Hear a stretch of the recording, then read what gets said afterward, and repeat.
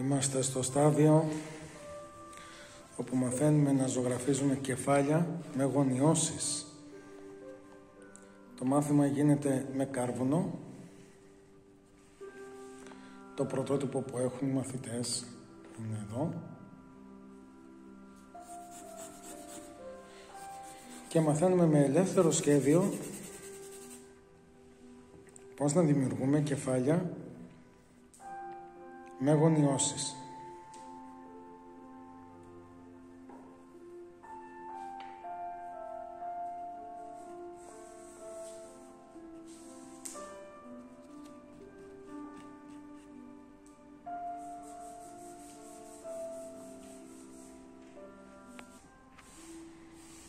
Εδώ βλέπουμε το ξεκίνημα